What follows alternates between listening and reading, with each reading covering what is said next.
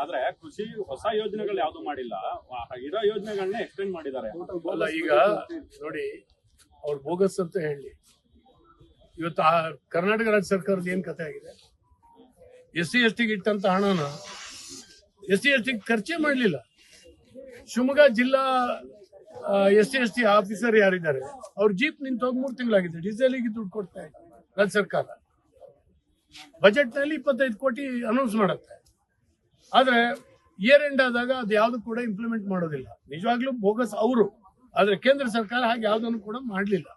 ಆದ್ರಿಂದ ಇವತ್ತು ಗಂಗಾ ಕಲ್ಯಾಣ ಇರ್ಬೋದು, SC/ST ಎಲ್ಲಿ ಕೊಡ್ತಾ ಇದ್ದಾರೆ? ಬಾವಿ ಕೊರೆದ್ರೆ ಮೋಟರ್ ಕೊಟ್ರೆ ಎಲೆಕ್ಟ್ರಿಕ್ ಕನೆಕ್ಷನ್ ಕೊಡೋದು, ಇಂಥ ಒಂದು ಸ್ಥಿತಿ ಇವತ್ತು ವಿದ್ಯುತ್ ಇಲಾಖೆಗೆ 2,000-3,000 ಕೋಟಿ ನೀವು ಲೋನ್ ತಗೊಳ್ಳಿ ಅಂತ ಹೇಳ್ತಾರೆ. ನಾವು ಗ್ಯಾರಂಟಿ ಕೊಡ್ತೀವಿ, ಲೋನ್ ತಗೊಳ್ಳಿ ಅಂತ. ಅಂದ್ರೆ ಇವ್ರು ಕೊಡೋದೇ ಇಲ್ಲ.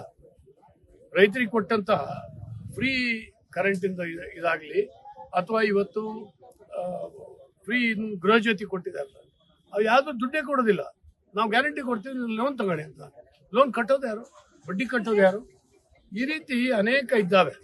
ರಾಜ್ಯ ಸರ್ಕಾರ ಬೇರೆಯವ್ರನ್ನ ಟೀಕೆ ಮಾಡುವಾಗ ತನ್ನ ಎಲೆ ಕಡೆ ನೋಡ್ಕೊಳ್ಬೇಕು ಅಂತ ಹೇಳಿ ನಾನು ಈ ಸಂದರ್ಭದಲ್ಲಿ ಒತ್ತಾಯಿಸ್ತೀನಿ.